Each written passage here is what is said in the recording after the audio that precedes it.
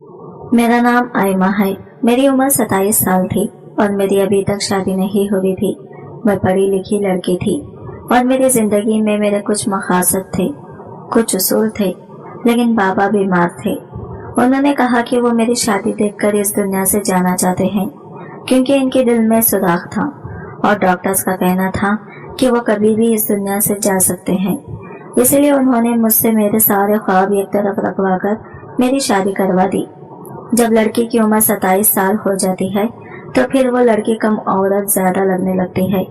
मेरा वजन भी कम नहीं था, ज्यादा भी नहीं था, मुनासिब सा था। इसीलिए मेरी उम्र मुझ पर नजर आती थी।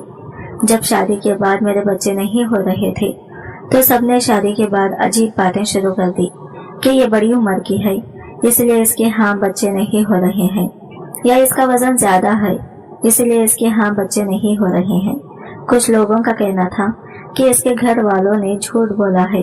ये 27 साल की भी नहीं थी, ये इस वक्त 30 साल की थी और अब ये 32 साल की हो गई है। अगले साल 23 साल की हो जाएगी। तो ऐसी उम्र में बच्चे कहाँ से होंगे? जिन्होंने अपनी नस्ल आगे बढ़ानी होती है वो कम से कम 16-17 साल की बहू लेकर आते हैं। मेरी सास इतनी बुरी नहीं थी, लेकिन लोगों की बातें सुनकर वो भी गुस्सा हो जाती थी। जब वो अपने बेटे पे गुस्सा निकाल देती थी तो वो भी मुझ पर गुस्सा होता था। मैं बहुत ज्यादा परेशान हो गई।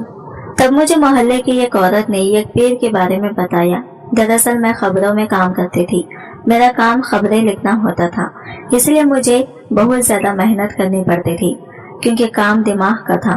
सब ये भी कहते थे कि तुम आराम करो, लेकिन मुझे कोई फिर आराम भी करने नहीं देता था क्योंकि घर का आधा से ज्यादा खर्चा मैं खुद चला रही थी।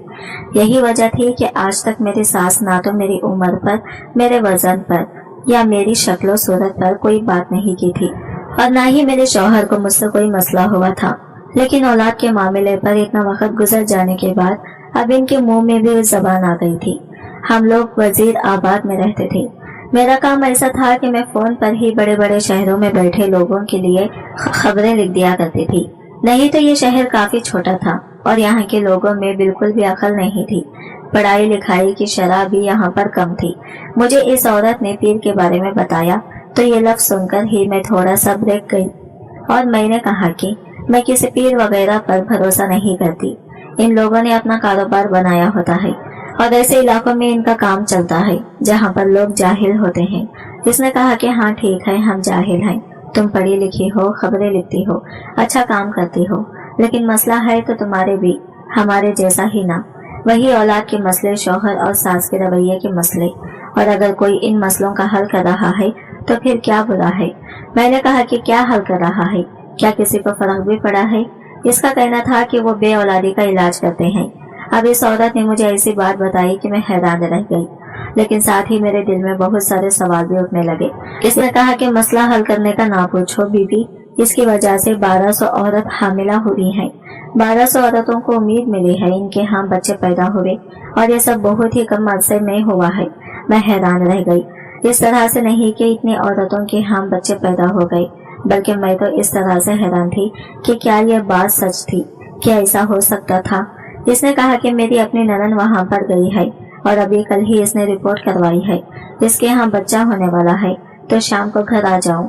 मेरी ननद इधर ही आई हुई है, तुम शाम को घर आ जाओ, इसी बहाने बात भी हो जाएगी, तुम्हें भी थोड़ी देर का आराम मिल जाएगा।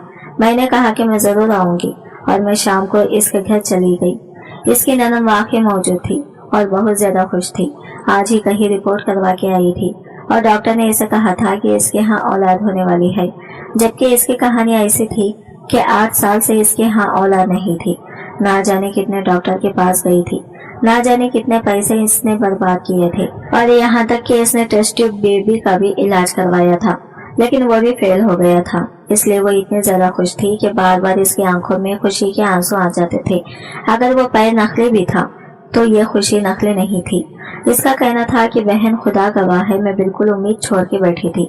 मुझे ऐसा लगता था कि मेरी जिंदगी में कभी कुछ अच्छा नहीं होगा और बच्चे के बारे में तो भूल जाओ। मेरी सास ने मेरे शौहर के लिए लड़की तक पसंद कर ली थी, इसके हाथ में जाकर पैसे रखाई थी, शगुन कराई थी, लेकिन आज जब मैंने ये खबर सुनाई है कि माँ बनने वाली हूँ तो मेरे शौहर ने अपने जबान से कहा है कि मुझे दूसरी शादी नहीं करनी है।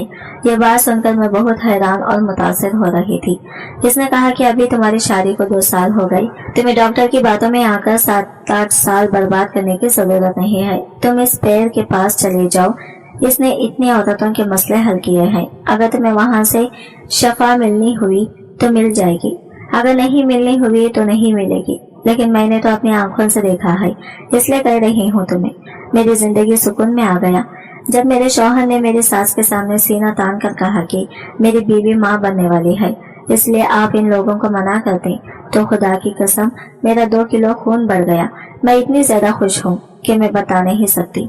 वो औरत फिर से खुशी से रोने लगी और मैं वापस अपने घर आ गई। अब मैं इसी मौजू के बारे में सोच रही थी। मेरे शौहर ने भी कहा, कहाँ खोई हुई हो? तो मैंने कहा कि कुछ नहीं, इसे इस बारे में बताना नहीं चाहती थी। वैसे तो मेरा काम ही इस तरह का था कि मैं ऐसे लोगों के बारे में लिखती रहती थी, सुनती रहती थी कि फ्रॉड होते हैं, लोगों को झूठ बोलते हैं। लेकिन यहाँ पर 2 मामलात हो सकते थे, या तो ये पीर वाकया सच्चा था और या फिर ये बहुत बड़ा फ्रॉडिया था जो कि इतने सारे लोगों को एक साथ बेवकूफ बना रहा था।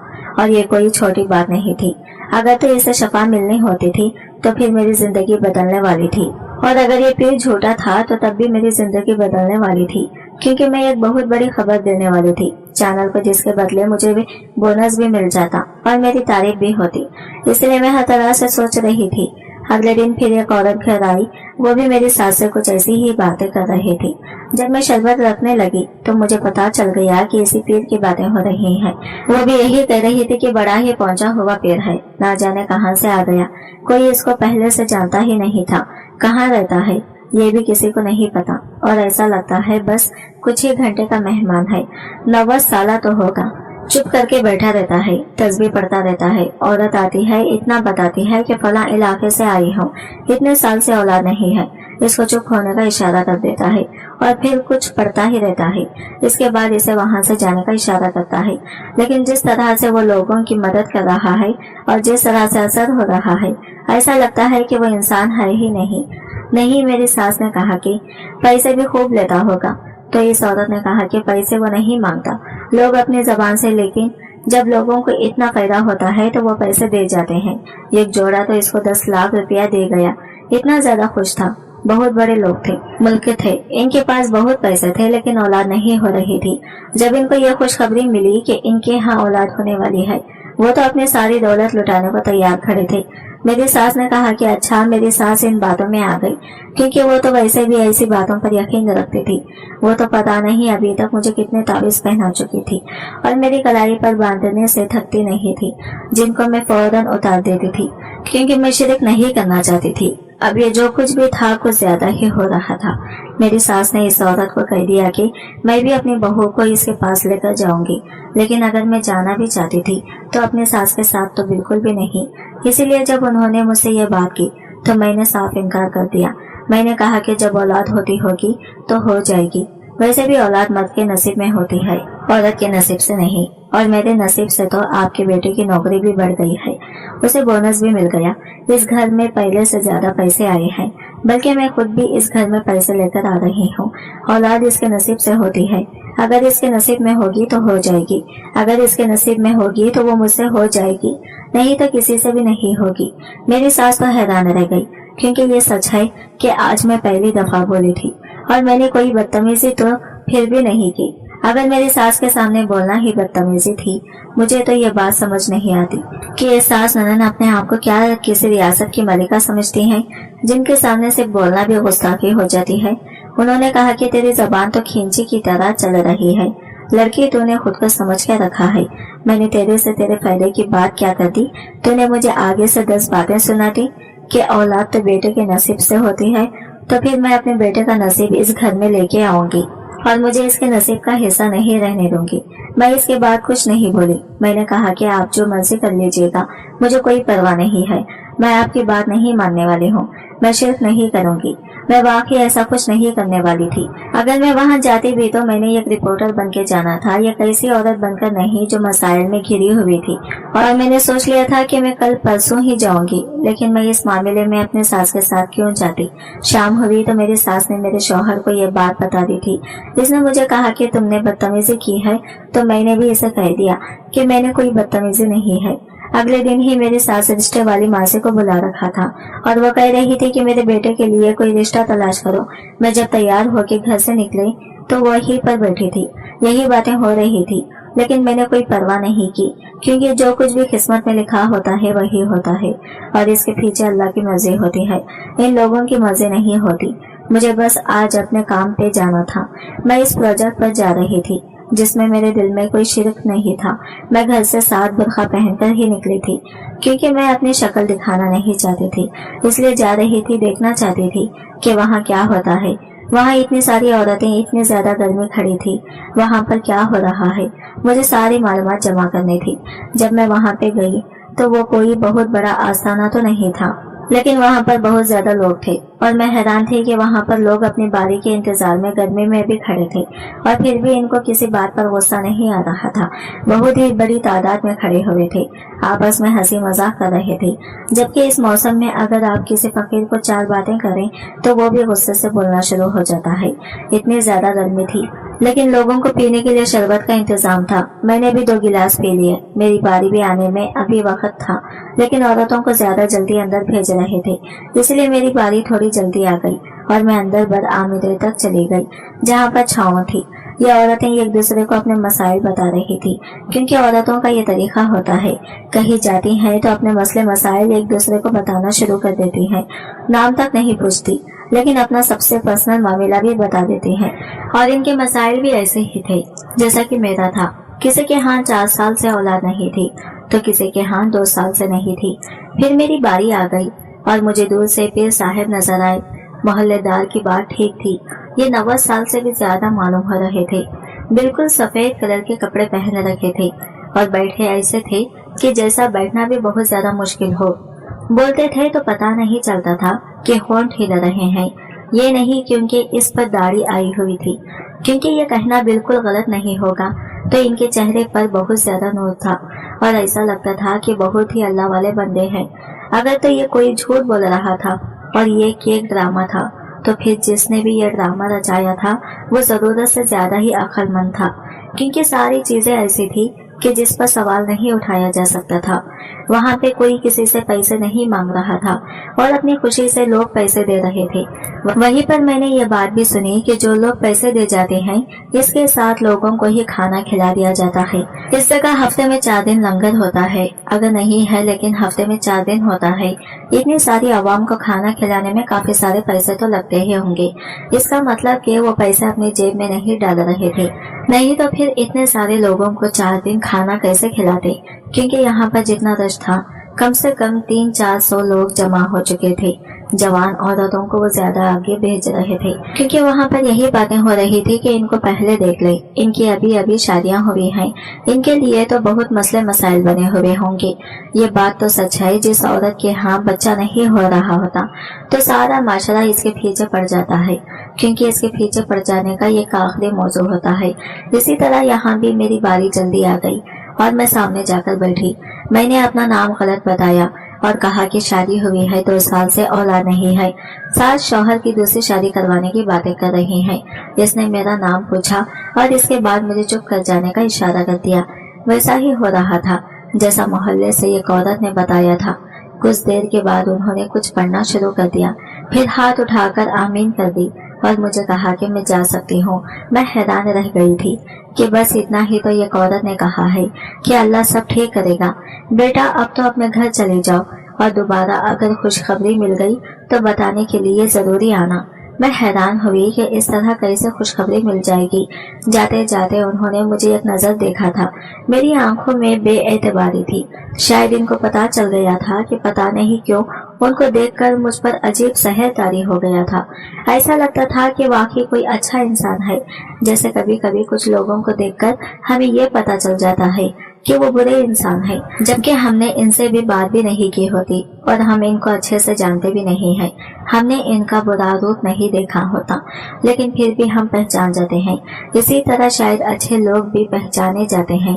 ये इंसान मुझे अच्छा लग रहा है, पर मुझे ये भी लग रहा था कि मैं इस माहौल में आ गई हूँ तो शायद मुझ पर भी असर हो गया, क्योंकि मैं भी तो ये काम इंसान नहीं हूँ। जब इंसान को एक से वो मुसीबत पड़ती है तो वो फौरन ही ये कहना शुरू कर देता है कि मुझ पर किसी ने जादू करवा दिया है।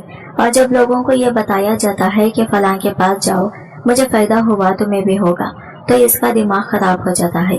ये सब कुछ हो जाता है। और जो मालूमात मिली थी वो मैंने ले ली कि पीर साहब खुद से पैसे नहीं मांगते, लेकिन लोग इनको लाख रुपए देकर जा रहे हैं और इतना ज्यादा रश होता है। और इनका इलाज करने का तरीका क्या है ये भी सुनने में आया था कि वो कुछ अर्सा इस शहर में रहेंगे और यहाँ से चले जाएंगे, क्योंकि वो इसी तरह मुख्तलिफ शहरों में आते जाते रहते हैं ताकि सब लोगों का फायदा कर सके। वापस अपने घर आ गई और दिन इसी तरह गुजरने लगे। आगे हमारी शादी की सालगिरह पर मेरे शौहर ने मेरे लिए तोहफा लिया था और मेरी सास का कहना था कि इसको सर ना चढ़ाओ, तुम्हें इससे क्या मिलता है, बल्कि तुम इसका खर्चा भी बंद कर दो। इसने तुम्हें कौन सा औलाद दी है जो इसको खर्चा दे रही है, जबकि इसको ये पता ही नहीं था कि मेरा शौहर मुझे खर्चा देता ही नहीं था। खैर दिन इसी तरह से गुजरने लगे और एक दिन मेरी तबीयत अचानक से बहुत खराब हो गई। डॉक्टर के पास गई तो इसने ऐसी खबर सुनाई कि मेरे कदमों तले से जमीन निकल गई। इसने कहा कि तुम माँ बनने वाली हो। मैं हैरान रह गई कि ये सब कुछ क्या हो गया। क्या वाकई इस पीर की दुआ की वजह से हुआ था या ये सिर्फ एक बहुत बड़ा इत्तेफाक था। मैंने यह बात अपने शौहर को बताई तो वह हैरान था और बहुत ज्यादा खुश था। मेरी सास का भी मुंह बंद हो गया था, बल्कि अब तो वो मुझसे बहुत मोहब्बत कर रही थी। कह रही थी कि देर से आ रही है पर खुशखबरी तो आ रही है, और लोगों की तो 10 साल बच्चे नहीं होते, तुम्हारी तो सिर्फ 2.5 साल ही हुए थे। मेरा बहुत ख्याल रखती थी और काम तो मेरा वैसे ही घर बैठकर करने वाला था, इसलिए मुझे कोई मसला नहीं होता था। लेकिन अभी भी हैरान थी कि ये सब कुछ क्या हो रहा है, ये कैसे हो गया। एक दिन मैंने फैसला किया कि शौहर के साथ वहाँ पर जरूर जाऊंगी और पता करूंगी कि उन्होंने ये सब कुछ कैसे किया है। दरअसल इसमें एक बात ये भी थी कि 5 में से 4 डॉक्टर ने मुझे ये कहा था कि मैं कभी माँ नहीं बन सकती हूँ। सिर्फ एक डॉक्टर ने कहा था कि उम्मीद है और इसी डॉक्टर से इलाज करवा रही थी, और ये बात मैंने किसी को भी नहीं बताई थी, ना अपने शौहर को ना सास को। इसलिए जब मुझे मेरी सास ने कहा कि तुम्हें साथ ले जाऊंगी तो मैंने इनकार कर दिया था, और सिर्फ ये देखने के लिए कि वहाँ हो क्या रहा है, क्योंकि मुझे पता था कि मेरे साथ कोई मौजज़ा होने वाला नहीं है। लेकिन अब मैं बिल्कुल भी समझ नहीं पा रही थी कि ये सब कुछ कैसे हो गया। मैं दोबारा डॉक्टर के पास गया। इसने कहा कि तुम माँ बनने वाली हो, इसमें कोई शक नहीं है। मैंने तुम्हें कहा था कि थोड़ी बहुत उम्मीद है। इसमें 2-3 हफ्ते तक इंतजार करती रही और डॉक्टर के पास गई। किसने कहा कि तुम्हारा बच्चा बिल्कुल ठीक है और एक सेहतमंद हमल है। अब तुम्हें परेशान होने की जरूरत नहीं है, क्योंकि अब कोई मसला होने वाला नहीं है। बच्चा नशोनुमा की तरफ जा रहा है। अब तो मैं बिल्कुल हैरान थी और अपने शौहर को ये सब बता दिया। यानी ये ऐसा ही था कि जैसे मैं एक पांच औरत थी जिसको सिर्फ एक डॉक्टर ने ये कहा था कि वो माँ बन सकती है, और सिर्फ वहाँ पर जाकर 2 मिनट बात करने से मुझे ये खुशखबरी मिल गई थी।